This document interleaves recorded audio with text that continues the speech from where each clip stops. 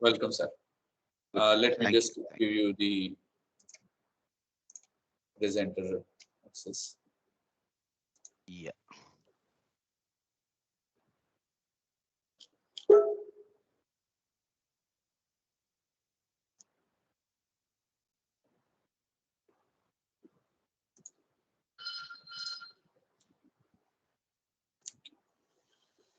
Okay, good afternoon, all of you, once again.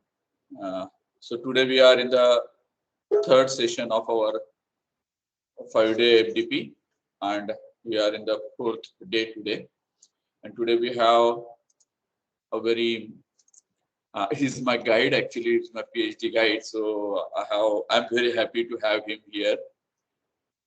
And let me introduce our resource person today. Is Professor Rajendra Akerkar is a professor and coordinator of Big Data and Engineering Technologies in Western Norway Research Institute in Norway. He is having a very vast experience, academics as well as a consultant, and is a very good researcher. And his research focuses on applications of big data, artificial intelligence, and semantic technologies to real-world challenges in transport, emergency management, energy and social, and cyber security, social cyber security. So he has recently received a very big grant from the in European Union project, and he himself evaluates various EU projects. And then he has made contributions to semantic technologies and intelligent information system field. Um, he has, as I said, is a teacher, professor from India, and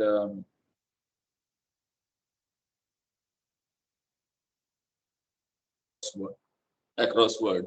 And being a very scholarly person, he is a DART fellowship. He has received a DART fellowship, as well as he has received the Boyce Cost Young Scientist Award of GST. Uh, and then he taught, as I said, at various places in various university. He is he is doing a proper policy intervention also whenever the various policies are regarding our academics are being designed at that time. He serves or has served on the scientific advisory boards for companies and academic institution, various academic institution. He is editor of various well-known even IEEE journals. Is associated editor. He serves on several grant review boards for public agencies, including the European Commission. And many publications to his credit, 16 books are there, 142 research papers. He has co-edited 2 ebooks. He has his own NGO, Techno Mathematical Research Foundation. So I welcome you, sir. And as I said, he's my PhD guide, and I'm very much delighted that Professor Akerkar could find time for us. As I already communicated you that he has to rush back to take a flight, so it will be a 90-minute session, and we will have the question answers within also that one. So thank you, sir, and you can share your presentation. Start your Thank you. presentation. Yeah, I have shared my presentation. Can you see that? Yes, sir. Your screen is visible. Screen is visible. Okay, because I can't see anything here. Okay. So I will start then. Okay. So just tell me the screen is moving or not. Okay. Hello. Yes, sir. Screen is moving. So now you are in the second outline screen, Out outline out. slide. Okay. That's good. Yeah. Because here I could see only your face and my face. So I don't know. Anyway, it's good morning in Norway, but it's afternoon. So good afternoon to all of you in India. And Uh, at the outset, I would like to thank Dr. Manish Joshi for inviting me to this faculty development program and inviting for giving this talk. Yeah, I visited several times Jalgaon uh, for during Dr. Manish PhD research. Uh, so I have very fond memories there from Jalgaon. But now uh, this is, I think, the first time I'm giving a talk on virtually. Okay, this is the outline of my talk. Since the field of big data is diverse and broad, in this talk, I will touch upon various different issues related to big data and data analytics, especially in business and industry. And you will get some glimpses of this, how to use it in the academic framework, in your courses, etc., etc. Uh, this will help you to think more about the open issues, challenges, and how to incorporate it in your teaching and research. I will present some of our research initiatives also and results from different projects. Uh, as you know, innovations in technology and larger affordability of digital devices have led to this big data era. So I begin my talk with these fundamentals of this big data and big data analytics. Uh, but from the industry and business point of view. I will also discuss some methodological, technological, then other institutional or governmental issues, which in turn contribute to very important evidence-based decision making. This talk builds on some of the most recent findings in the field and findings from our own collaborative research initiatives. So one thing about my talk is it does not aim to cover the entire spectrum of challenges and opportunities, but it serves as a reference for further reflection and study. So let us start with the basics. Most of you are probably familiar with these basics.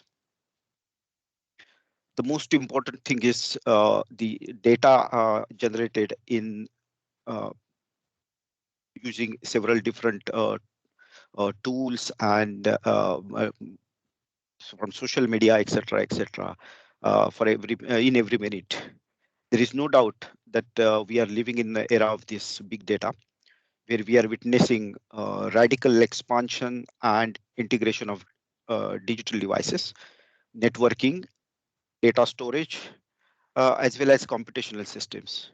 So in reality, data generation and consumption is becoming a main part of our daily life, especially with preservative especially with the pervasive availability and usage of internet technology and applications. On this slide, you will see, on right hand side there is one a snapshot of a web page of European Commission. Just day before yesterday, European Commission recommended new rules on who can use and access uh, data, big data generated in European Union across all economic sectors. The Data Act, this is a Data Act, and this Data Act will ensure that industrial data is shared, stored, and processed in full respect of European rules. So we are very much in this transition, you know, and this global big data market is forecasted to grow to about 103 billion US dollars by 2027. This is more than the double its expected market size in 2020. And this global big data market is supported by the growth of big data and business analytics market, uh, which is which achieved by uh, US dollar 200 or a little more than 200 billion in 2020. Uh, the focus on big data for the most industry sector come from two distinct trends. First, the digital technology has permitted many facets ranging from communication to economic activity, trade, etc. And the second trend is the realization that existing methods of creating information for the purpose of planning, control, and evaluation, uh, which are costly, very expensive to carry out, taking a long time, and not easily scalable, as well as very constrained in terms of limited coverage, especially the geographical coverage, sample size, and the temporally. So who creates this and use this big data? So this slide gives you overview of who create and use this big data. So big data is a big deal for every industry.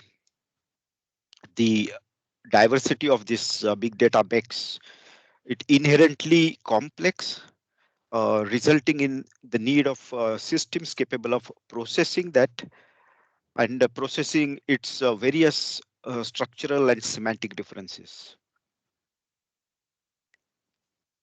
Here you will see the digital data growth, how it is taking place. Some studies have predicted that the worldwide volume of data will reach 175 zettabytes by 2025, where 85% of all the data uh, will be of a new data types and new formats, including server logs and other machine generated data, data from sensors, social media data, and many other data sources. Therefore, there is an enormous potential for growth and innovation to be unlocked. In general, big data is largely comprised of two types of data resources, you can say. One is on the right hand side, you will see this dark data. What is that? So dark data is vast, unused, and unmined lakes of data. And there is another resource, data resource, that is called data exhaust or the residual data, which is the product of completion of different processes and services. However, the key to uncovering new information, capturing innovation, and identifying efficiencies is to transform this data into actionable data so that we can use these insights for decision making. This probably all of you know that there are big data structures can be classified into different categories, especially four different categories. You will see, you can see only two here on this slide. The structured data, the first category, that is data which has a defined format and structure, such as CSV files, spreadsheets, etc.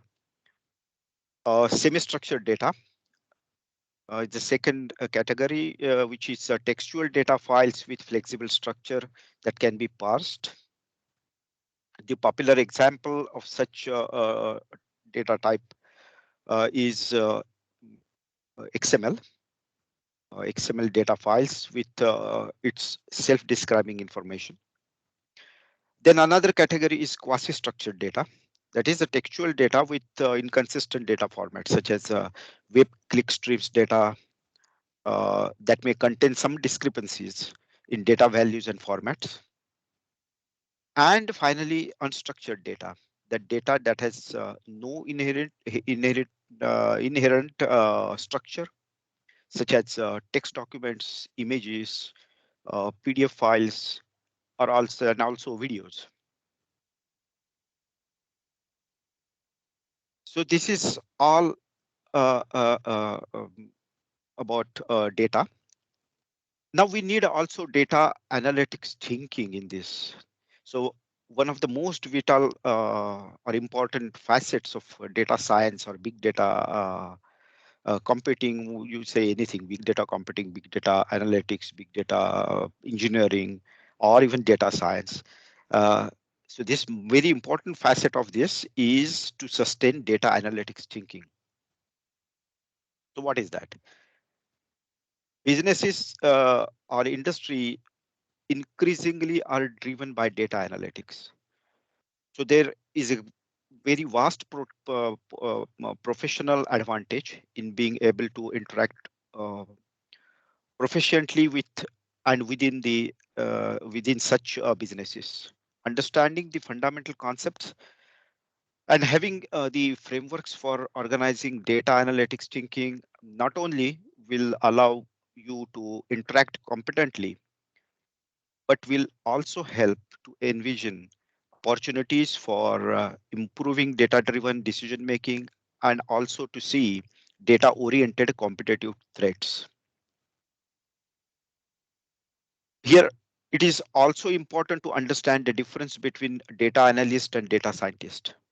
Data analysts tackle and solve discrete questions about data, often on request, revealing insights that can be acted upon by other stakeholders. While data scientists build systems to automate or optimize the overall functioning of the business. Moreover, the skills of this data and analytical thinking is a key not just for the data scientist, but also for entire organization. For instance, managers or employees in other functional areas can only obtain the best from the organization's data science resources if they have understanding of the basic principles. Uh, knowing this, knowing the key concepts and having frameworks for organizing data analytics thinking will not only allow these managers and employees in the organization or whoever working in the field to interact proficiently with it will with or it will help in foreseeing prospects for refining data-driven decision making or predicting data-oriented competitive risks. So with this basics of about data, big data, and data analytics thinking, let us define big data and reference a model for big data. So in 2008, uh, various prominent computer scientists promoted the term uh, big data computing. And they said that big data computing will transform the activities of companies, scientific researchers, medical practitioners, and other uh, operations like defense, uh, then intelligence, public security, etc., etc. But the term big data computing uh, was never defined in that paper. Then after several prominent organizations, institutions, and individuals attempted to define big data, but still it is a definitional challenge, you can say. Uh, we defined big data in one of our European projects in this way. And this was one of the first big data projects in Europe. This big data can mean one of the four things, a kind of we can use a kind of characteristics, and I think you know this different V's, four V's or five V's or six V's. It depends on how you define big data. The first one is volume. That is uh, most popular and obvious characteristic of big data. Uh, because the first word of big is indicating this characteristic. The massive volume of data collected from millions of vehicles, social data, sensor data, etc. Next is the variety. That means differences within the industry standards, sampling rates, data types such as video, then JavaScript object notations, XML, pictures, text, and many more. Velocity is another dimension or another characteristic, which is the speed or the high level arrival rate of data. For instance, sensor data or weather data, GPS, global positioning systems generated data, social media messages, and also data generated from vehicle on board devices. That is all comes under the velocity. And then another important uh, V is veracity. That is the potential of missing or erroneous data due to environmental conditions, unreliable data sources, equipment failures, all or the malicious intents. This is all four different V's, and we define this, and we have actually divide this definition into four parts about these characteristics uh, uh, devoted to parts. Then this about its feature of cost effectiveness and novel forms of data and information processing for getting uh, insights. And also we have included the data models and different infrastructure services. So this is very broad definition of big data. In general, this probably you have seen this picture somewhere because it's quite old. So I have used this from post published in 2012. So it's quite old, but it's still useful to explain these different challenges related to big data. Uh, in general, big data challenges are laid over two disciplines of data science and big data engineering. In data science, uh, or you can say in data science disciplines, data analysis pipeline is very complex as it consists of multiple phases, including data acquisition, processing, aggregation, and delivery. This pipeline is recursive and also non-linear. Moreover, there are a number of algorithms that need to be selected and hyperparameters need to be tuned in an ad hoc manner. Whereas, on the other hand, in data engineering discipline or big data engineering, uh, there are enormous big data tools and services available. Uh, Therefore, designing an optimal architecture is very complex. The first three V's, that is volume, variety, and velocity, what we have seen in an earlier slide. Uh, they are the challenges sitting in big data engineering dimension. So this is very important difference between these three V's, volume, variety, velocity, are challenges sitting in the big data engineering dimension. Whereas the last one, veracity, is the challenge in data science dimensions. The first challenge, volume, it is hard to store and process the massive amount of data in conventional databases. So that's a straightforward challenge. The second challenge is variety of data.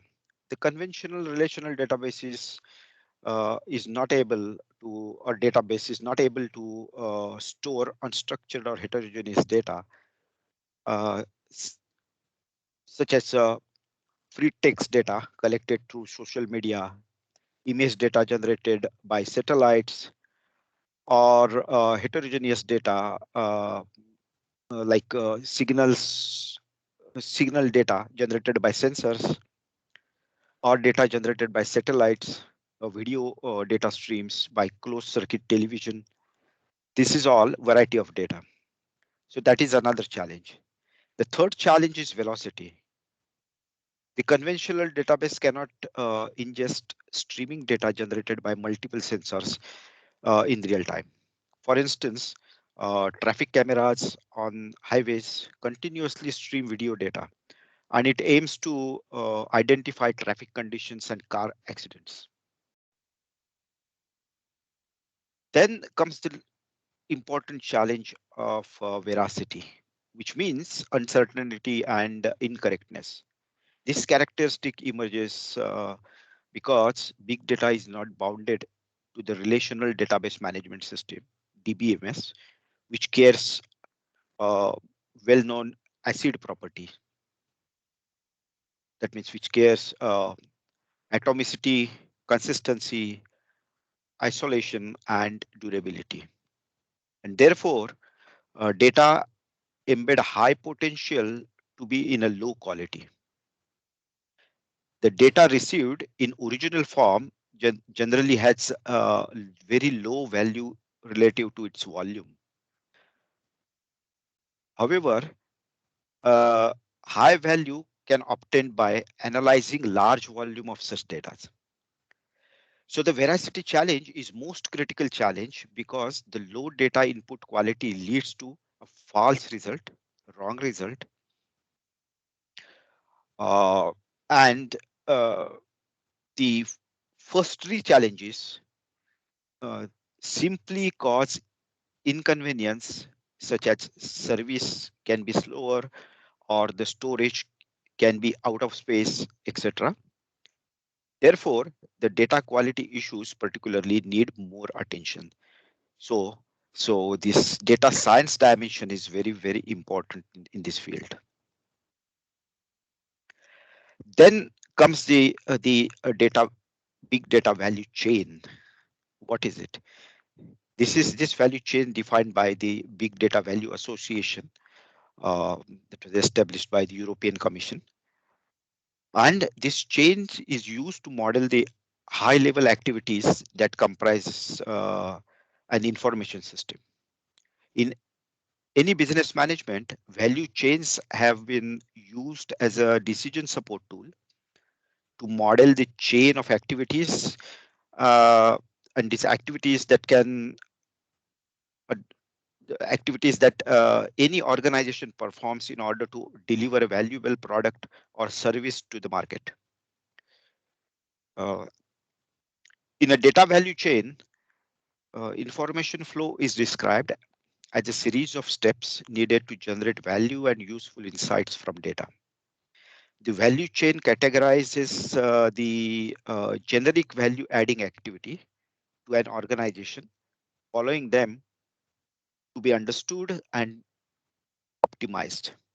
So this value chain is plays a crucial role in the big data uh, field. Then comes the big data reference model. This model is also on this slide. You will you can see the overview of this uh, big data value reference model.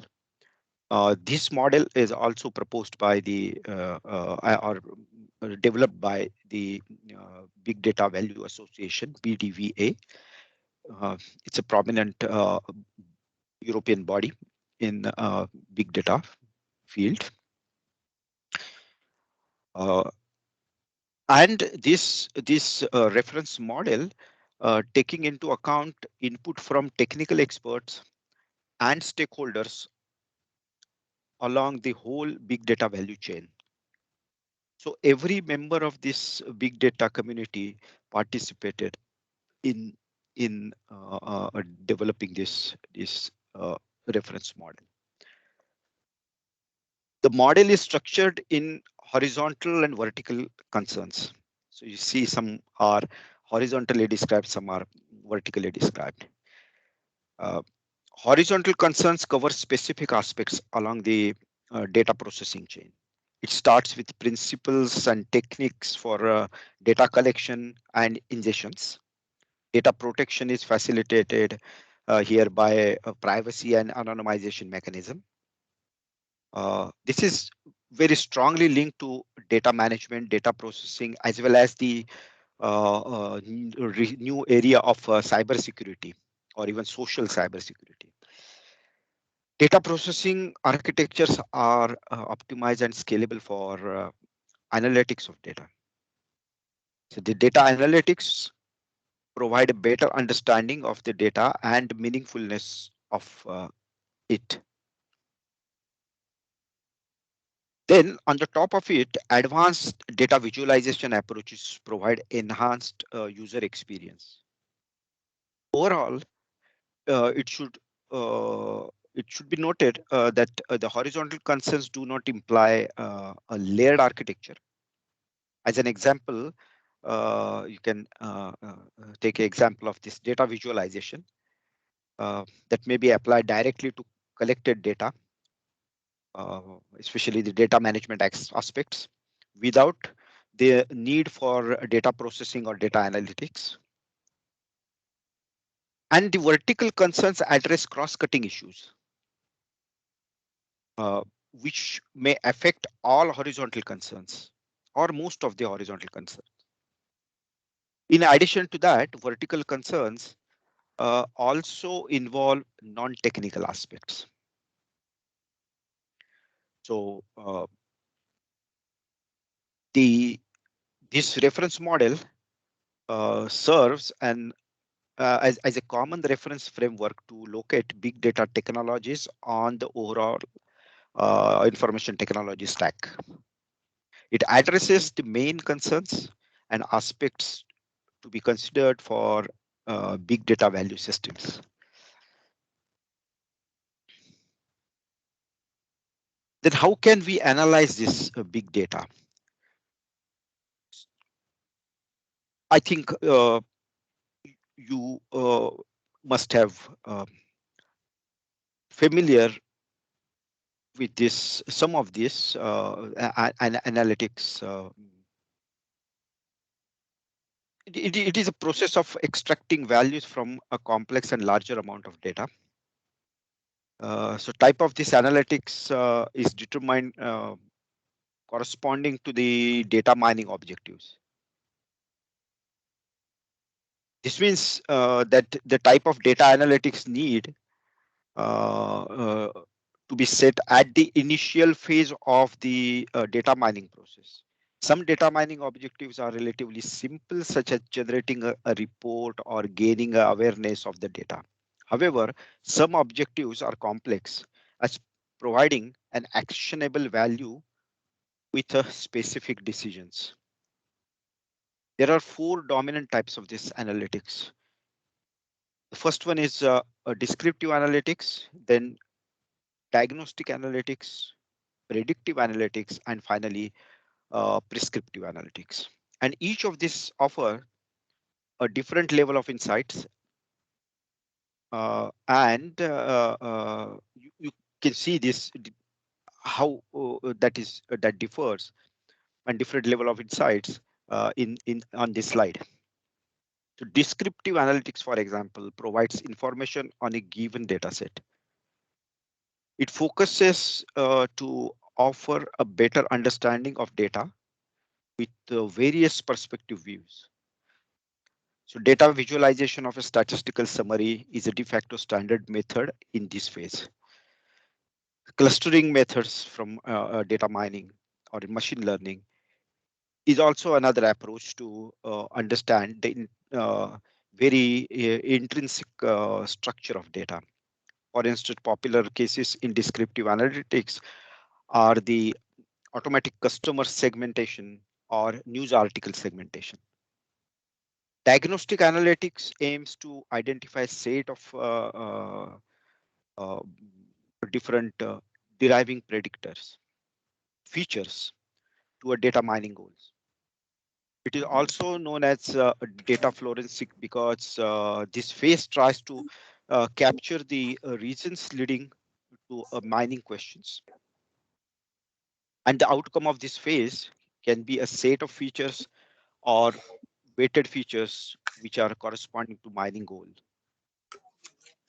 Predictive analytics also tries to predict what will happen to the newly arriving data based on the given data sets. And classification algorithms or regression algorithms in machine learning are the popular algorithms families for this. They create either classifiers or regressor. Uh, for instance, a binary classifier can predict it, predict if my flight would be delayed or not, whereas a regressor can predict how many free parking lots will be available at a certain time and certain date. Then finally, the prescriptive analytics focuses on actionable values after making a prediction. It is the next step for predictive analytics that encourages a decision maker to make an action based on prediction from the previous phase. For instance, a system can predict traffic jams at a certain time and recommend the best routing connections based on the predicted results. So these are the four types of for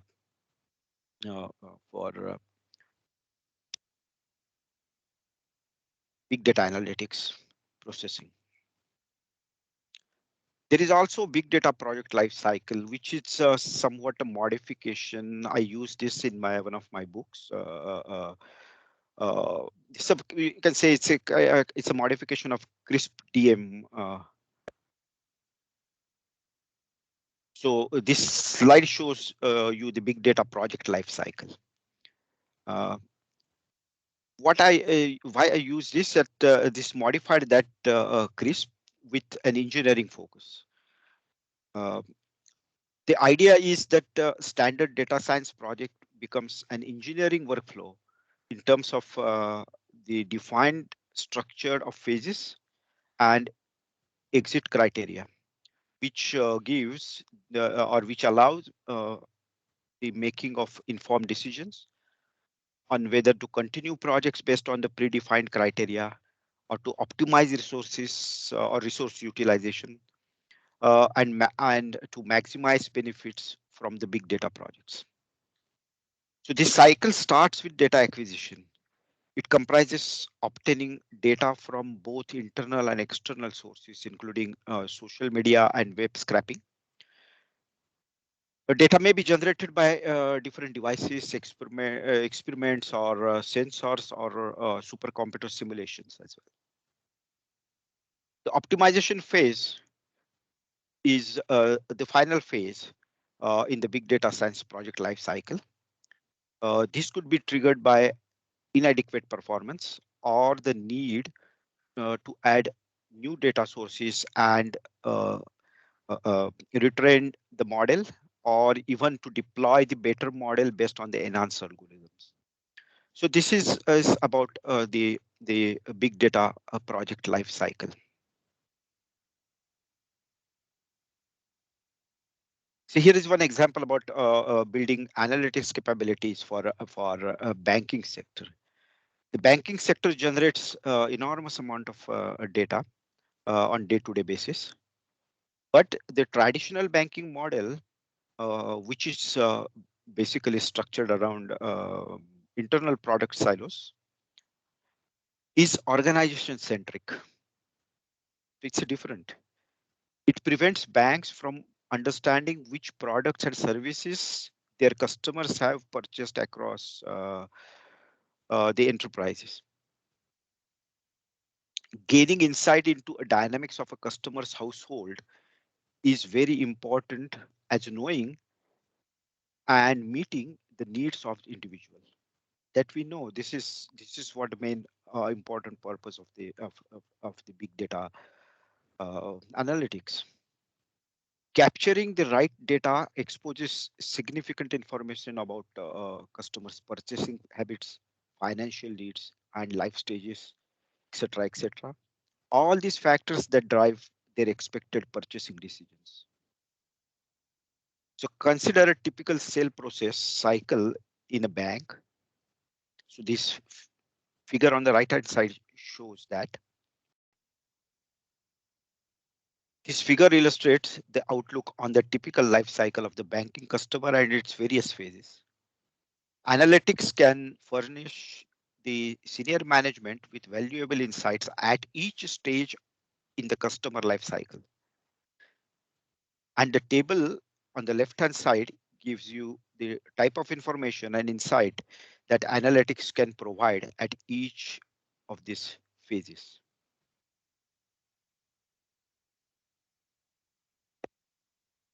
Then next few slides, I will discuss about various challenges of uh, uh, for different types of challenges, the methodological challenges, institutional challenges, other governmental challenges, and technological challenges.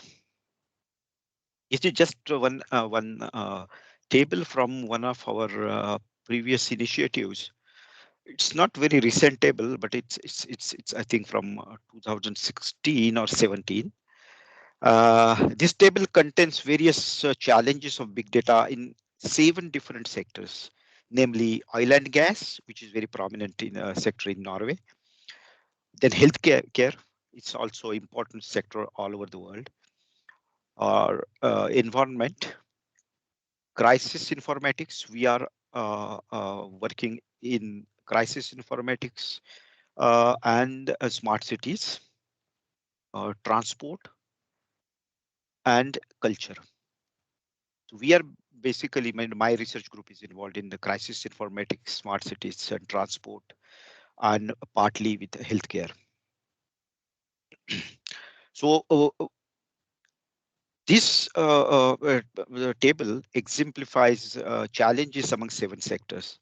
If we compare the historical productivity of sectors, this is about European industries and the sectors in Europe, with the potential of these sectors to acquire value from big data.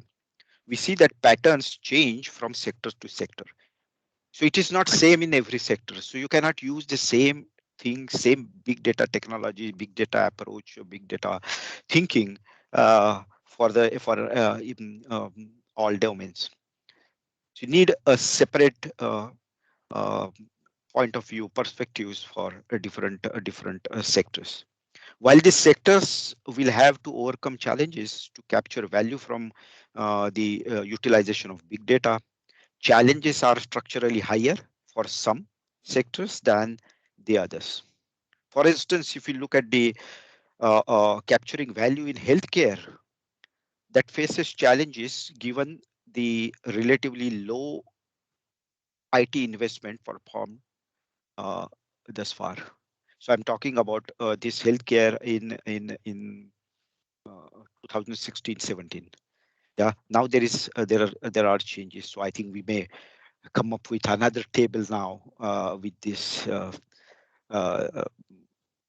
with it's very interesting study to understand available data, what type of data, what are the different characteristics and dimensions and different issues, different challenges in different domains.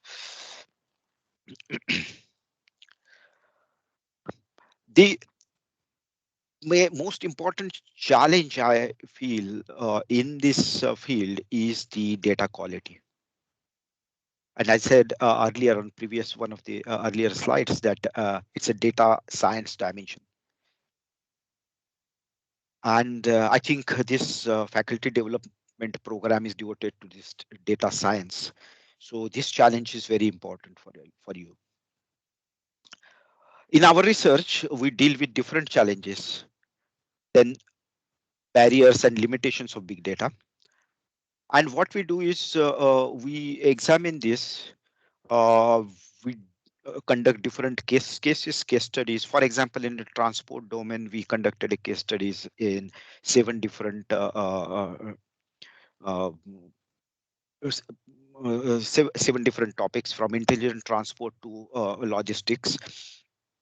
Yeah, and then we came up with different challenges, barriers, limitations of big data. And then we proposed some ways to diminish such challenges and limitations, or to transform them into opportunities. You cannot transform or every challenge into opportunity, but at least some challenges you can transform into opportunities for the industry or businesses. One of the key challenges of this big data is quality of the large data set with which to develop the models. The data available today is not always sufficient or of good enough quality to develop solutions, and hence that cannot handle complex business scenarios. So it makes it difficult. However, it is possible to address this issue. For example, cloud servers are using better management of data, which leads to less data being needed and better structuring of data, which in turn has an impact on the need to perform more competition or more actionable insights. Once businesses are clear of a data flow, what is required and expected from different systems, and have clear understanding of data, you will be able to define effective test strategy. So in effect, uh, data quality is the foundation for any data driven effort. As the data proliferation continues, organization need to prioritize data quality to ensure the success of these initiatives. So this quality is the most important challenge. Just think of this data quality, and this now we come to another interesting area is data flows, different data flows. So here on this slide, you see there are data flows from people to people, people to machine, and machine to machine. The data on social interactions is an increasingly attractive sort of information, particularly for marketing, sales, and support functions. It is frequently in unstructured and semi-structured form. So it poses a unique challenge when it comes to consumption of data or analysis. Publicly available sources are huge amount of data available through open data sources we have this European Union Open Data Portal, or CIA's World Factbook, or for example, the US government's data.gov. Streaming data category includes the that's a on the right hand side category includes data that reaches your IT system from the web of connected devices. You can analyze this data as it arrives and make decisions on what data to keep, what not to keep, and what requires further analysis. So I'll give you some examples here on different data flows. In order to give this idea about sector specific data flows, I have considered this one from the transport sector. Uh, in one of our major initiatives, we address these big data relevant issues by examining these implications of use of big data in order to enhance the economic sustainability and competitiveness of European transport sector. So here, uh, this data flow is given specifically for the airline industry. Many airline companies have adopted big data analytics And the airline industry has been a customer experience expert pre-flight and on-flight. Uh, with its successful loyalty programs for many years, I think many of you are familiar with this, their loyalty programs. As one of the biggest industries that have access to various kinds of data from multiple sources, the data flows between actors in airline industry are aggregated in various forms.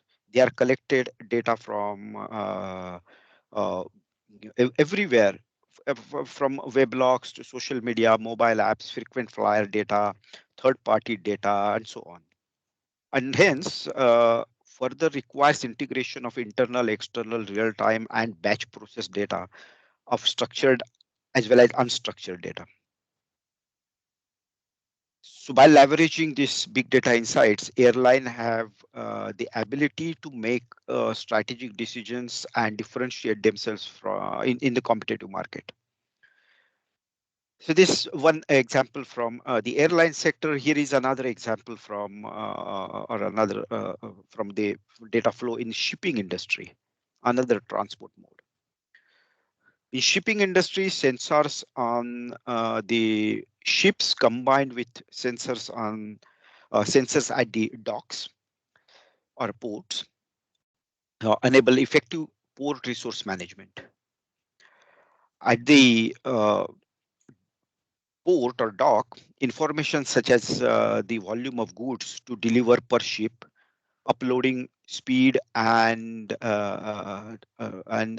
estimated time of arrival of the ship are harnessed to design a dynamic scheduling. Notifications are sent to different trucks. That comes to the road transport again. So it is a multimodal transport.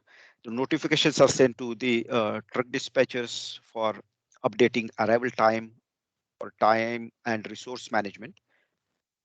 Additionally, sensors on the ship assist onboard navigation, providing data on sea and weather conditions as well as vessel performance. This data flow between actors in the shipping industry are aggregated in various forms.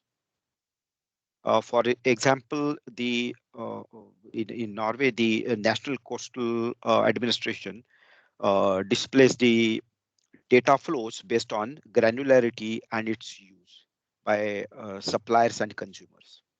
So it's a different in different shipping industry in different countries, different nations. This is a general diagram of public transport sector. So data resources, flows, and main functions in public transport shown in this figure. The big data sources in this sector contains updated and real-time spatial as well as temporal information. That is quite uh, impossible to collect uh, uh, through conventional or traditional traveling surveys. They contain a large amount of individual level data with greater details and higher accuracy at a lower cost. See, this is very important. So it contains huge information at individual level with greater details and higher accuracy at lower cost. Some of this data can be potentially linked to supplementary data, that is land use or bus timetables, etc., as well as with each other, the different types of data of the same person. Through data linking, uh, the risk of breaching privacy issues is another concern. So this is another important legal or ethical problem. Uh, and thirdly, this can be used to reconstruct large scale trajectory data for a larger sample size and longer observation period. So, so these are the peculiarities and important features or characteristics of this different data flows. So data flow, you have seen these three examples from three different transport modes. Similarly, you can create data flows for other uh, industry sectors. Let me have a sip of water.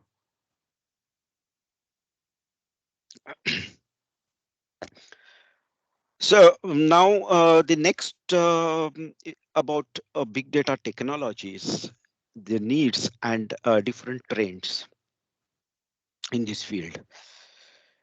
Uh, so the first one is the issue of data storage systems. In general, relational database management system, that is MySQL or SQL Server or Oracle, have been considered as a one size fit all solution.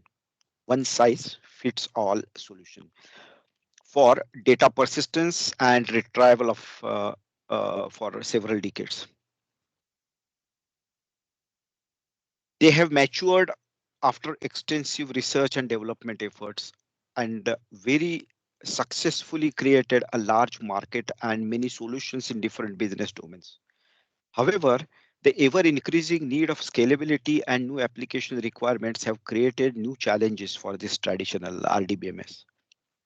So in particular, we are at this time witnessing a continuous increase of user-driven and user-generated data that resulted in tremendous growth in the type of and value of data uh, which is produced, stored, and analyzed. Then there is also a data structure evolution.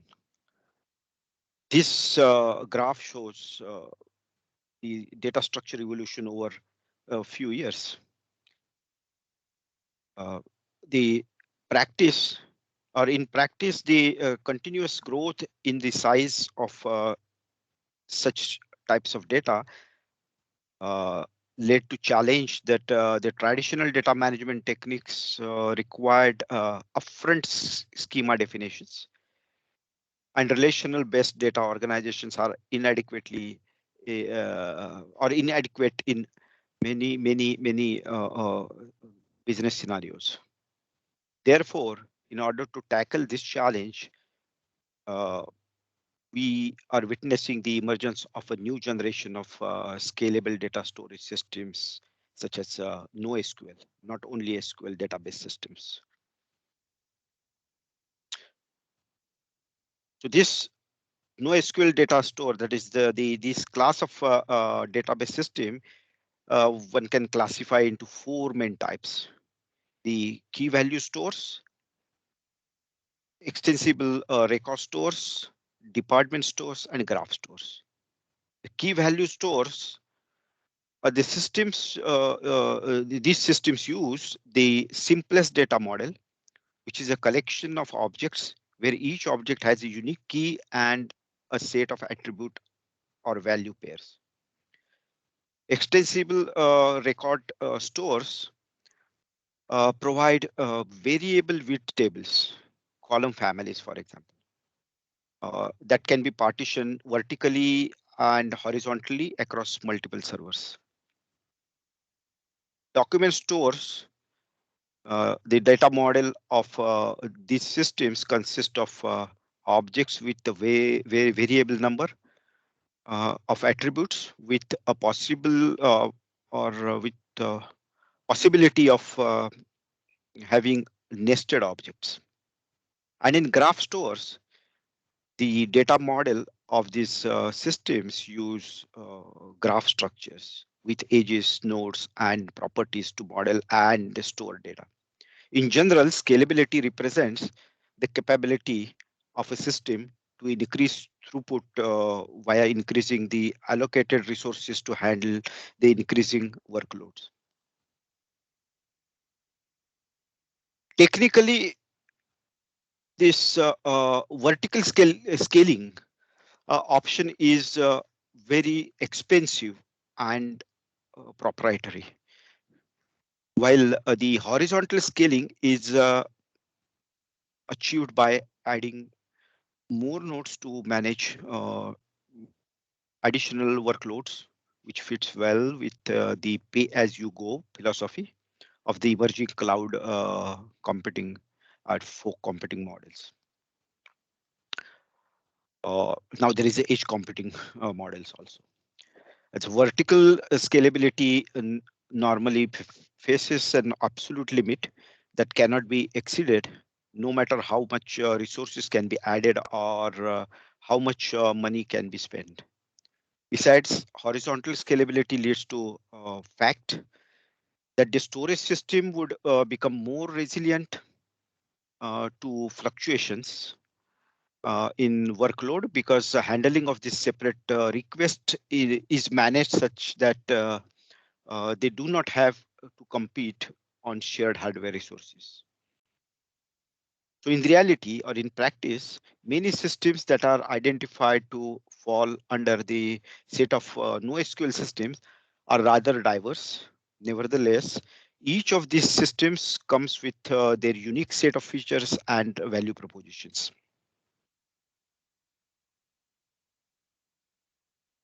So this is a big data architecture from the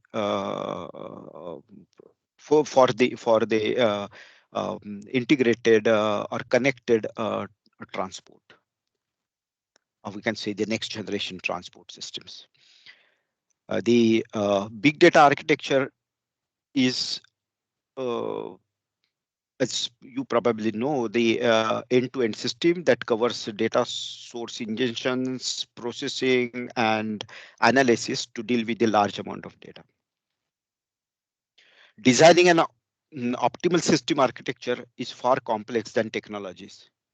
One of the reason for this is that big data architecture combines multiple big data technologies and tools. Also, the challenges need to cope up with the big data challenges. So at large, big data architecture are leveraging the parallel processing and distributed storage over a scalable system. For example, Spark is a popular big data technology to process a large amount of data with low latency in big data architecture, whereas HDFS is one of the NoSQL databases and extensively used as a distributed storage in big data architecture. There is also Kafka that is employed to ingest and process the data on the fly. So this particular architecture, which is, as I said, for developed for the transportation systems or next generation transportation system, covers multiple layers. The lowest layer is the collection or ingest layer that deals with various data sources, for example, vehicle and infrastructure data and the streaming satellite data, social media data, weather or geographical data, and many more. Various data sources and types are generated and ready to be stored and processed. Then data processing engine layer manages the basic processing such as batch processing or stream processing. Analytics is done on this machine learning analytics layer,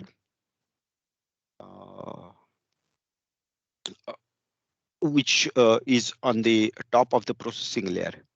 And data science layer provides more advanced analytics about that. But lastly, different transportation applications are running on the top. That is green transport applications, mobility, day-to-day mobility, urban mobility, etc., and safety related transport applications. And few components on Hadoop ecosystem provide some capabilities required by all layers. So this is the a big data architecture, which is end-to-end system that covers data sources, ingestion, processing as well as the analysis to deal with big data. Another important issue is sharing is caring. This is a very new recent development in the field in Europe, the data sharing or data space. I'll show you also some one slide on the data space. What is it? Uh, and what is happening in this field? This data sharing that is uh, it's very useful. Uh, there are many opportunities and possibilities to develop the businesses and the industry. Whereas there are also some very critical challenges. So data sharing can unlock many new insights about uh, customers' behavior, habits. Uh, However, certain types of data might not be suitable for sharing due to privacy or competition uh, or commercial restrictions and concerns. In fact, the true value of data depends on perspective. What's that perspective? It's who is looking at it and why.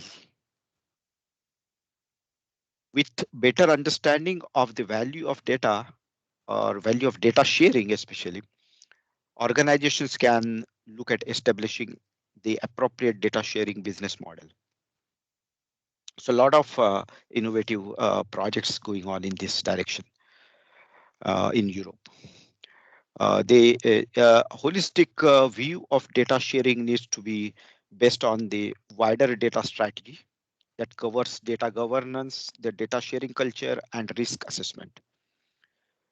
The strategy sets the foundations of how the organization interact with the data and is very crucial when choosing data sharing business models and assessing their sustainability. In particular, the data strategy should align with wider corporate purposes and objectives. This ensures that it is always clear why particular data is being shared. There are many challenges as well. As I pointed out earlier, a lack of standardization, which contributes to the inconsistency of data collection and sharing practices.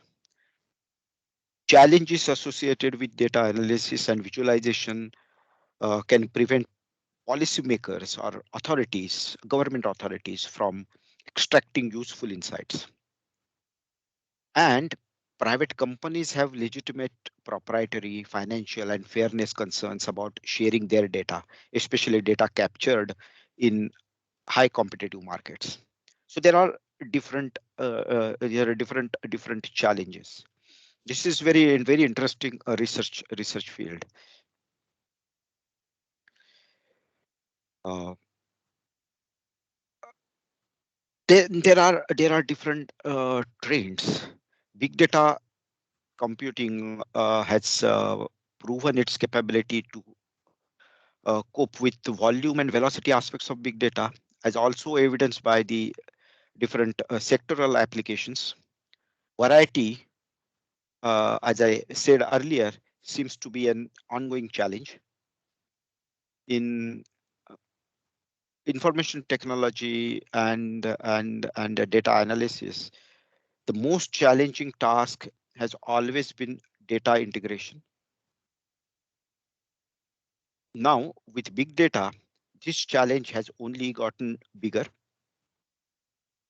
So semantic technologies promise to bring order that can be automated and at such scale to massive amount of dispersed data sets originating from various different sources. We touch upon some of the current needs and technology uses. These are only inductive of the current and future development in big data technologies.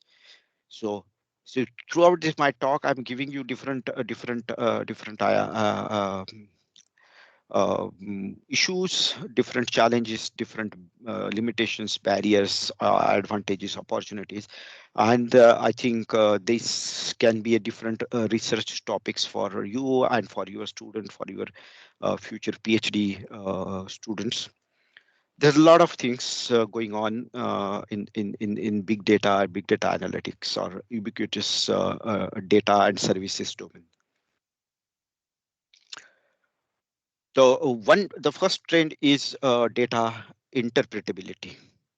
As we have seen, mm, volume and velocity dimension of data encourage thinking in terms of scalable storage and fast in-stream computing.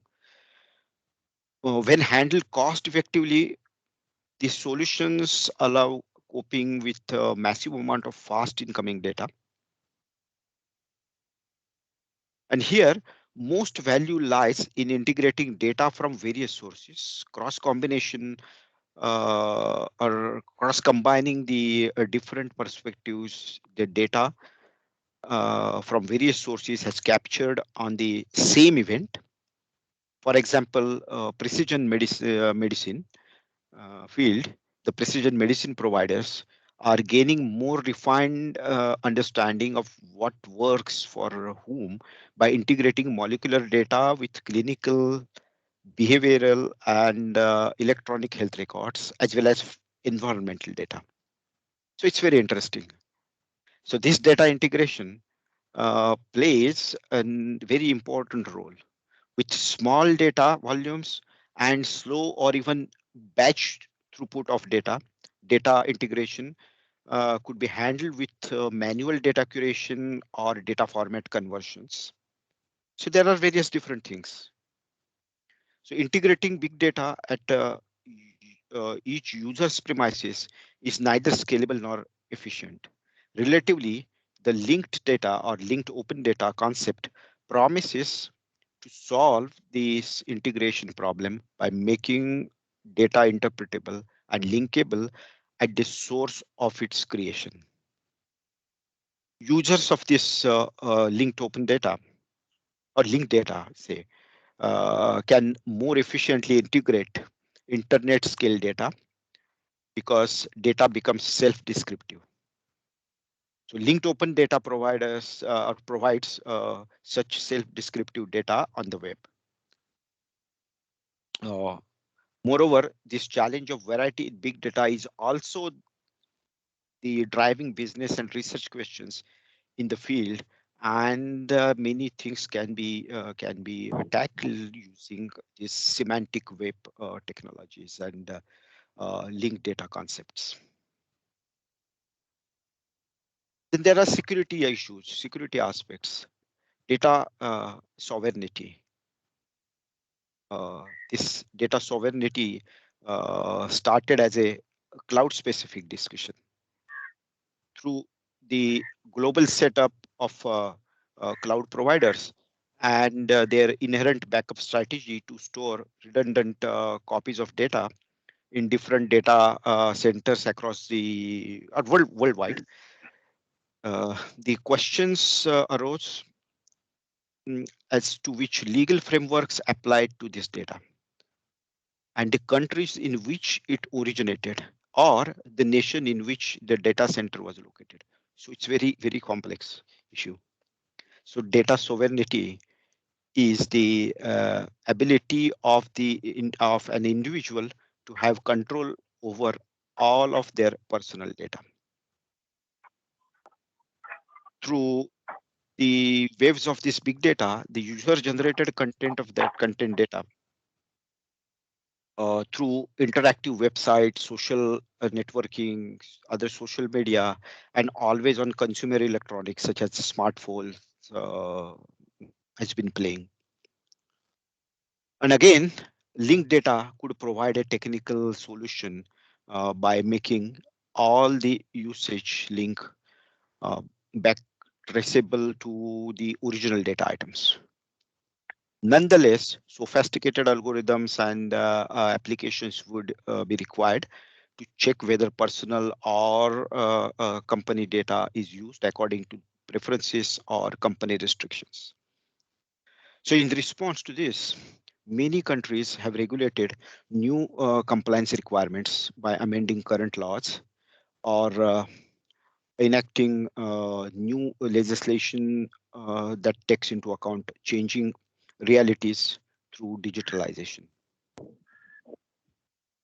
So beyond regulatory innovations, technical innovation is still required. There is a lot need to be done in this field.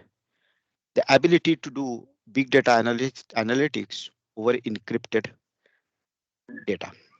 This is interesting research domain.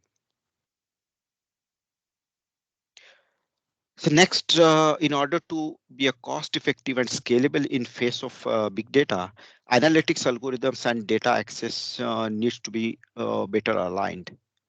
That means moving from in-database analysis to in-data space analysis. In-database analysis to in-data space analysis. The data may reside anywhere for the sake of cost effectivity. The user do not want to replicate data at their premises just to do analytics. The user wants to extract insights and use these insights to generate business or research value. However, it is not that trivial to move algorithm to data.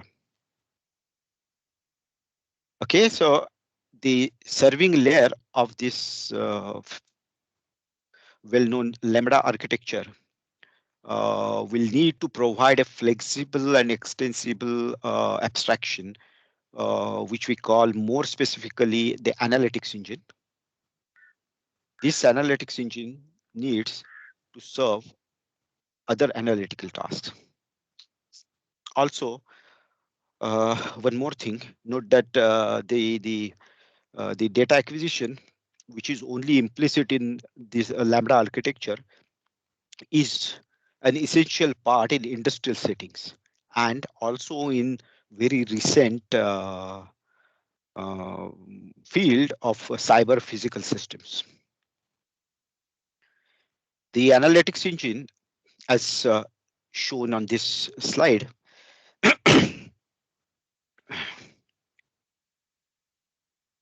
mm, for analytics engine for ingesting advanced analytics into a data refinery pipeline is designed in such a way that both flexibility and extendability are still feasible. Through data discovery, visual analytics, machine learning, then also information retrieval and data mining, the incremental understanding of data becomes possible. Once the appropriate data and data analytical models are developed that depict this understanding, schema on read can be utilized to apply the improved models on the data refinery pipeline. So this analytics engine assists in implementing the domain device specific adoptions to big data management in cost effective and innovative way.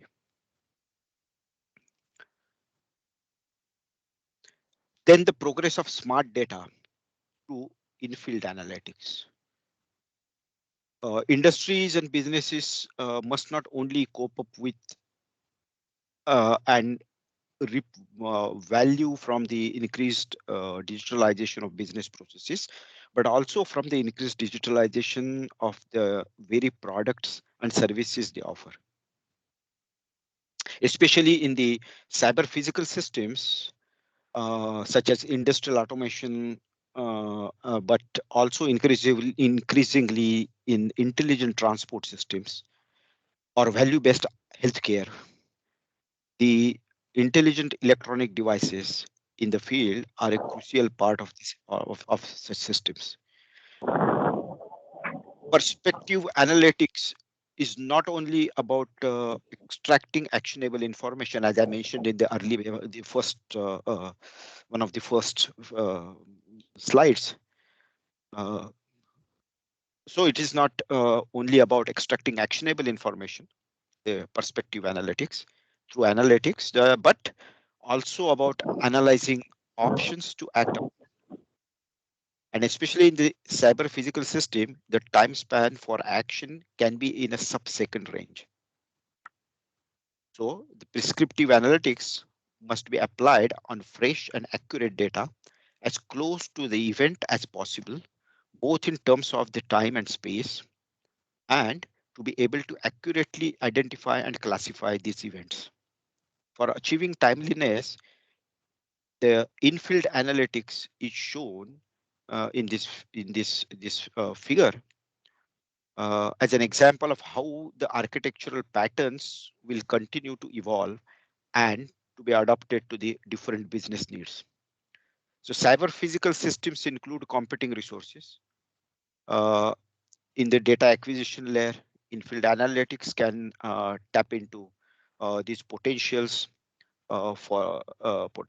and deliver insights fast enough for actual perspective analytics.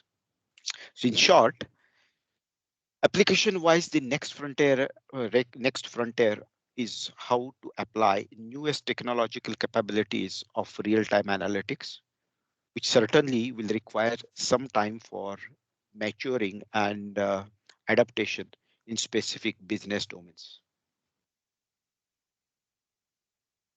So in the previous slide, we mentioned the smart data.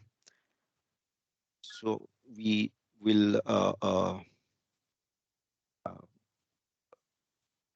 try to understand some of the issues related to the smart data or some aspects of smart data. A risk with the big data analytics, you look at this cartoon. Uh, uh, it's a risk with big data analytics is that the analyst can discover patterns that are absolutely meaningless. In statistics, it is called as a uh, Ben-Foroni's principle. If you look in additional places of interesting patterns, then your amount of data will support, then you are bound to discover crap. So that's the problem. How to deal with that? See this slide, you see it very thought-provoking inequality relation. That's actually a prominent big data fallacy, which is summarized in this single inequality relationship. So insight is much lesser than information. Information is much lesser than data. The promise of big data is that it contains big information, big insights, but data and information are not the same. Data is only as valuable as the information, and insight we can extract from it because it's information and insight that help us make better decisions.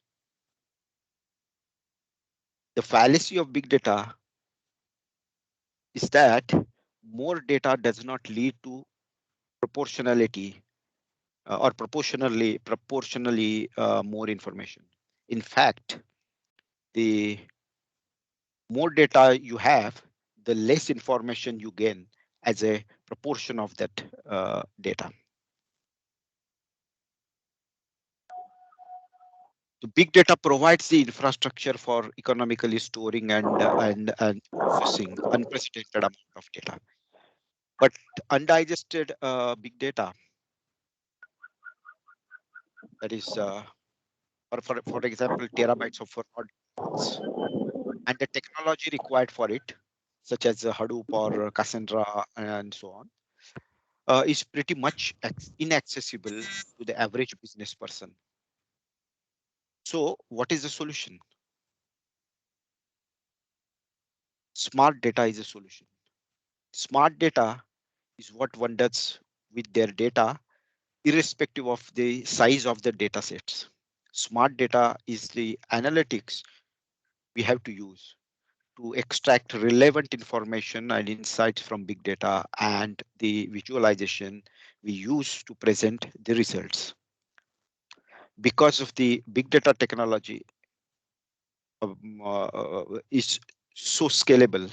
Businesses can simply capture data in the beginning and ask questions later.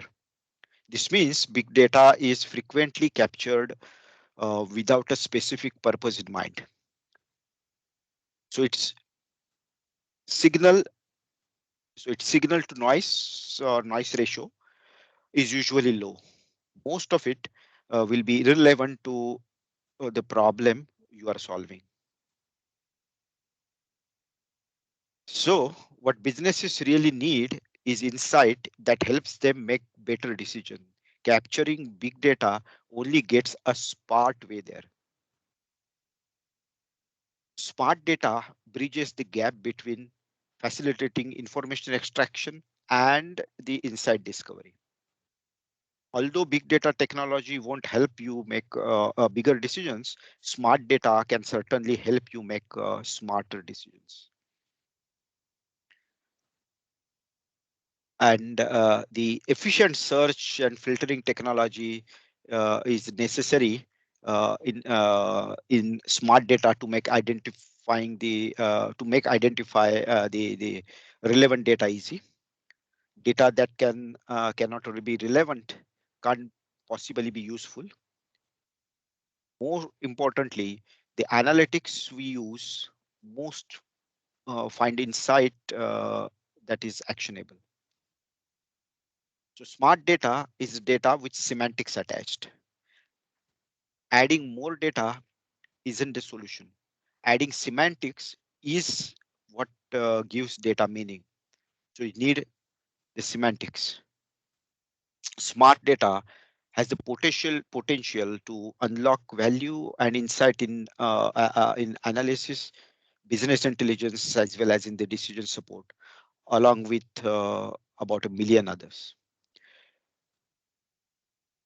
If we done right, smart use of data has the potential to make all of the rest of your decisions smarter. In short, data is only useful if used in an intelligent manner.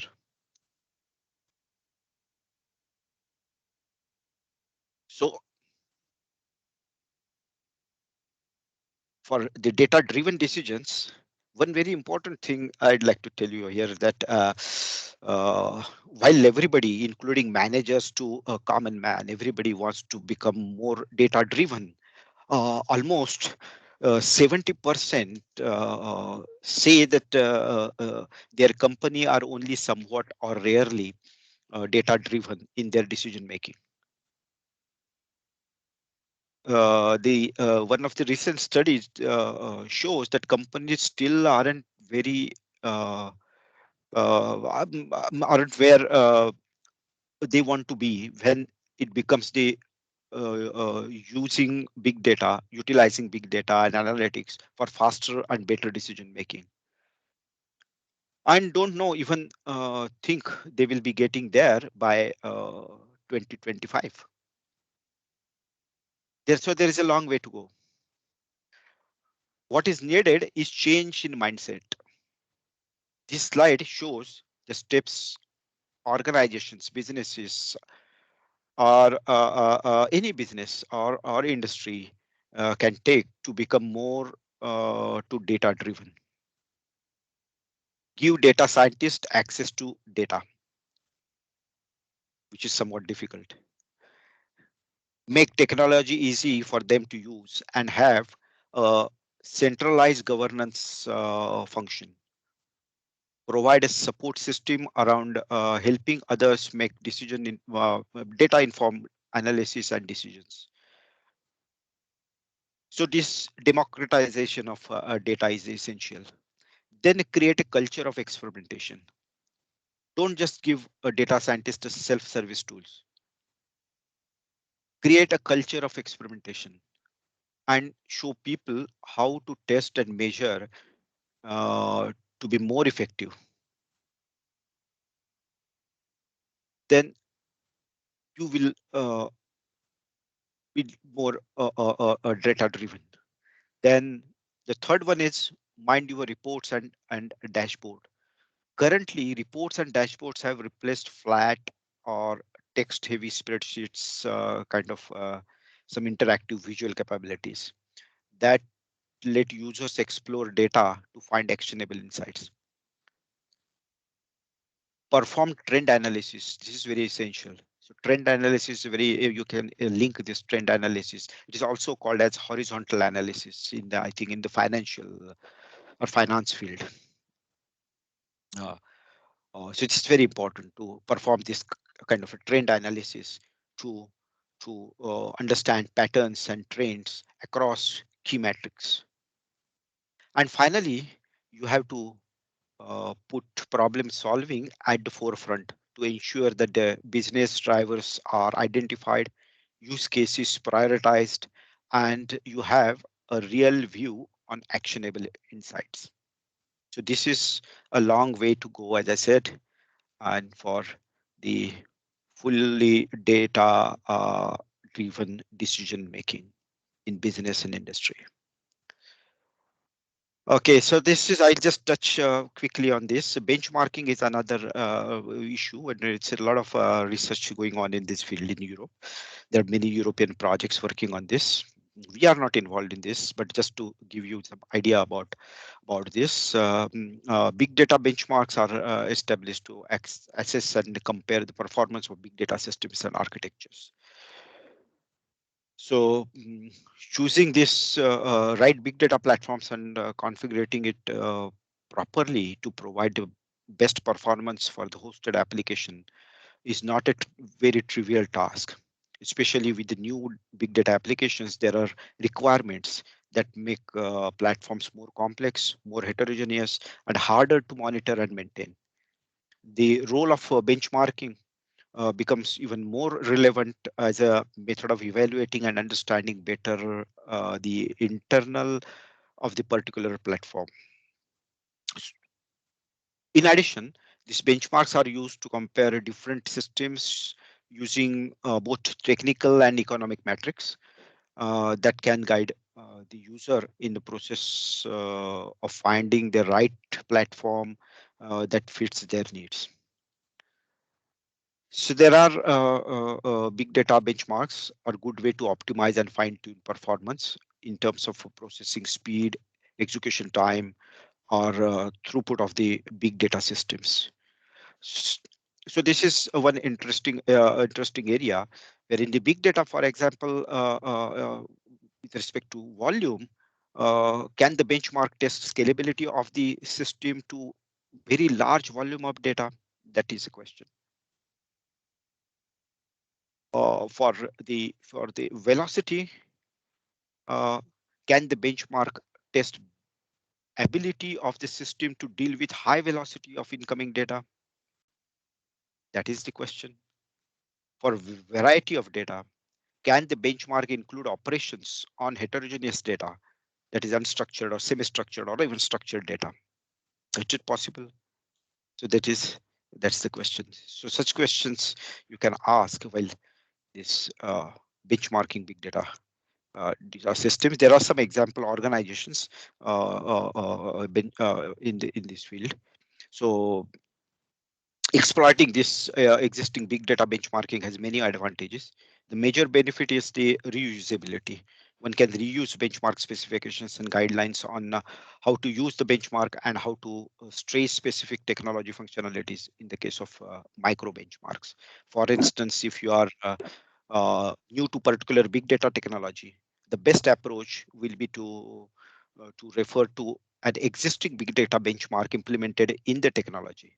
By doing so, you can learn how to deploy, use, and understand if it will be the best choice for your application.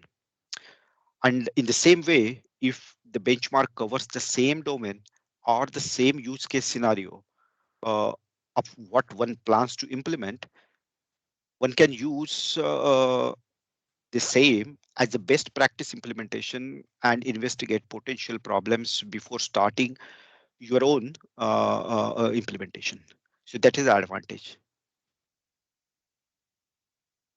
There are other issues. I will just touch upon this thing quickly before concluding my talk. There are many issues, legal, ethical, societal issues. It's important to identify these issues, not just identify, but examine these issues um, relevant to big data in various different fields.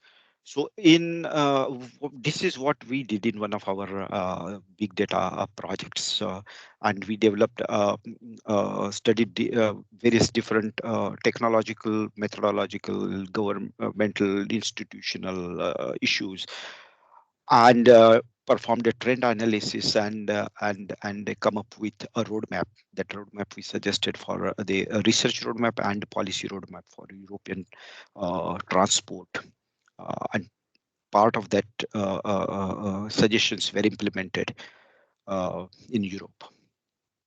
So we identified and examined various legal issues that are relevant to the production of, access to, linking of, and reuse of big data. The privacy and data protection, for example, there are some concepts and principles and obligations under data protection law appears to be problematic for the uptaking big data. In cyber security, for example, the requirement to put in place security measures is imposed in various legislations at European and other national levels, including key instruments like GDPR directive. Uh, and so on. There are several these issues. Mm, all these important issues for moving forward to encourage the production of, access to, linking of, and reuse of big data in any field. Further, we have also identified, examined these various societal and ethical issues. Issue of trust is very vital. These are all, each one of this is a research domain. So you can link your computer science, big data analytics, or data science with this topics.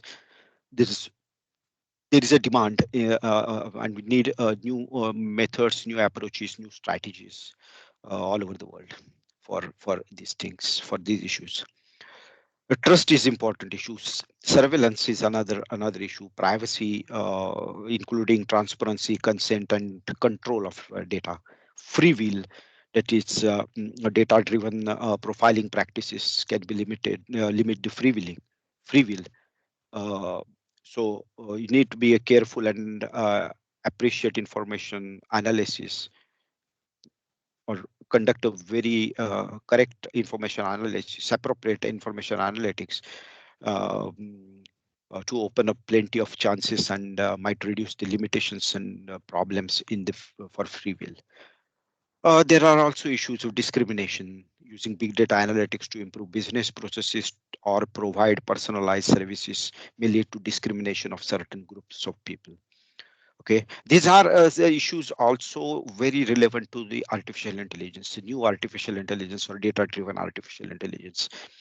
So this is very crucial field and very hot field now in Europe.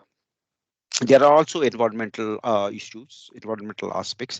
There are trade-off, especially in the transport domain or in many other domains. There are trade-off or rebound effects from the use of big data in industry, which limits the effects of big data exploitation or creation unintended consequences. So as I said, each of these issues could be separate research topics. So here you will see on this slide the big data in the transport sector. So we have um, examined various issues, and we extracted a total of 129 barriers related to these 31 issues.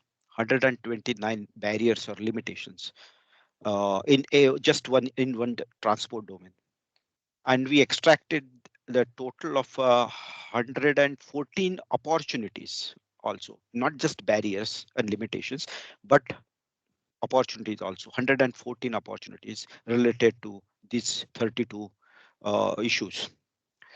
Among them, 54 barriers were identified, and during this work we figured out very interesting findings. For example, technological and economical and even political aspects are being considered and discussed more by the current industries. Then there are potential barriers and limitations in legal aspects that are many and of various types. Uh, and now we have this GDPR that would have spurred it. And finally, we came up with this research policy roadmap. Uh, we devised this and published this roadmap last year, end of 2020. So we developed a research policy roadmap for amplifying these opportunities, diminishing barriers, using big data in the next generation transport in Europe. The interactions between the barriers and opportunities were analyzed by socio-economic impact analysis and shared by using visualization methods, different visualization methods. We also conducted surveys and workshops with various different stakeholders in Europe to evaluate and elaborate on the research policy roadmap. And this, the final roadmap, which you are seeing now, has total 11 research actions and 14 policy actions with their expected results and obstacles and impacts uh, are shown in different versions. This material is available on the Lemo project website. So if you go on this Lemo project website, you will find the details and all the material, all the reports about this. Data space quickly, just I would like to say that just last Wednesday, I just added this slide today morning. That just last Wednesday, in line with this European data strategy, the European Commission has published an overview of the common European data space that are being developed in various sectors and domains. So to harness the value of data for the benefit of European economy and society, the European Commission supports the development of common European data spaces in strategic economic sectors and domains of public interest. So the ultimate goal is together the data spaces will form a single European data space that is a kind of a genuine single market for data. It's a very big move. And common European data spaces bring together relevant data architectures and governance frameworks in order to facilitate data pooling, data sharing, and naturally data analytics. About teaching, since it is for teachers, so far I was talking about from the industry and business point of view, that for teaching big data, the important thing is how to bridge the technical aspects with the understandable is very important challenge, because in the computer science we teach it more just technical things, some algorithms and some architectures, and that's all, without understanding the actual business needs. So how to bridge this is very important thing. And to incorporate big data in a classroom, you must decide how to teach it with the context of the definition that you decide on. So you have to define your big data first, and then you can start working on or teaching the big data. The desire is to give your students knowledge that will allow them to understand big data and how to use it. But how deep do you want to go in this? That first you should decide. For example, in a MBA department or business school, how much statistics should be required? That is always question. Most business schools require statistics, so they can usually assume some statistical knowledge, at least at the upper level undergraduate or first year of MBA class. But how should we further develop student statistical skills so that they can become more proficient in developing insights from data that will be useful to their employers? What about modeling or data modeling? Introductory level statistics also teaches or touches on this data modeling, but may not delve with very deeply into it. So student need some expertise, some knowledge about it in forecasting their needs. And what about other skills such as understanding the information systems and machine learning? Not all schools or all departments would include this.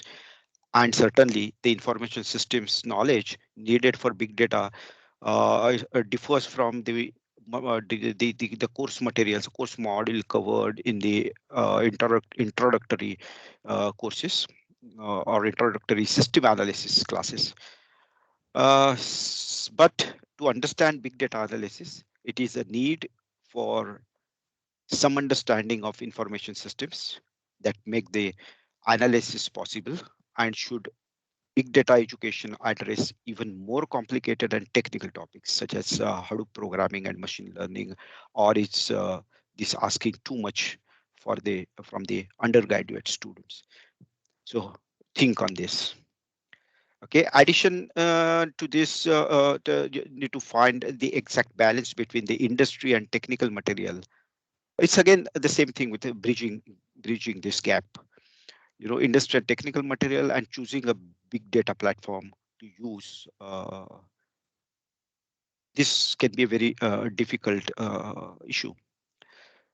You must find the appropriate platform to use to perform analytics on huge data sets, but it must also be very inexpensive or free, or is it used or even accessible by many students. So the importance of minimizing the time that is you as an instructor must allocate to help students to get up and running on the system should be underscored. Yes, one thing is banding together with companies, industry, academia collaboration. So you can pull resources. Uh, they could help support you to learn the best way to efficiently teach students about the big data analytics. I think some institutions are doing that in India. And this is one of the best ways. But one caution here is that the academic should always stay in control of the education process itself. So to ensure focus on student learning and making sure material or any course modules are well suited for the academic settings. Okay, so this is one important issues, and the field of big data is changing very fast. So you need academics and teaching. It also you have to change regularly, incorporate these changes into your classes so that students are better prepared for their future careers. Uh, yeah, so that's all about this. Thank you very much for patiently listening to this. Uh, thank you. Thank you, Manish. Hope this is useful. Thank you, sir. Thank you. Yeah, it was like it was a good insight because we had earlier lectures where we did some practice, but like the big picture of the industry and how research is going on was Yes, necessary. And like I am not, as you know, I am not in a teaching field for last, I think, at least 10 to 12 years. I think last time I taught in India, that was in Mysore. I think it was in 2011. After that, I didn't teach any course. but it was very so the last slide where you said that bridging between, because it is always a question for the academician Yes, whether we should have yes, mathematical model for people who are studying MSc or MBA. So that's a question. Like here also we incorporated one session on fundamentals of mathematics for decision making. So that was also many of them are appreciated, but many of them say why it should be there. So that's a question always there. Yes. I think you need to build a bridge between this the real world and academics. That's important. Any participants want to ask some questions or something they want to comment upon? Yeah, quickly. I have to leave to catch a flight. I think Yeah, yes. So one quickly, if question. you have any comment question. By the way, many things are available on my uh, website about information about our different projects, etc. So you will find material that I used from my most of my projects ongoing and this completed project. So, and I think you have recorded also these talks probably. Yeah, it is being recorded, So, and you can share yeah. your web presentation also. You can mail me so that we can share it. Oh yeah, sure. I will send a presentation. Yes. Okay. Thank you. Okay, thank you, sir. Thank you very much. Thank you. Just a 1 minute request, like Yes. if you can start your video cameras all, so you can have a photo also, so that I can get a screenshot of all Mhm. participants also. So I request all participants to switch on their cameras. So sir will also feel that okay, these many people were actually listening the uh, lecture.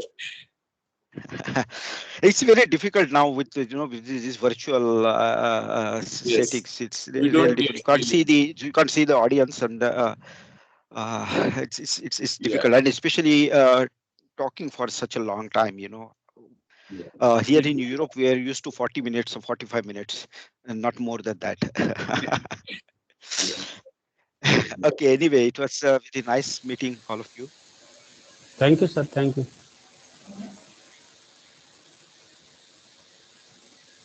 Okay, sir. Thank you very much. Thank you, sir. Thank you, It is a and Thank you. good wonderful luck. session. Yeah. Thank you. I have instructions for the participants. Sir, you can leave, sir. Thank you very much.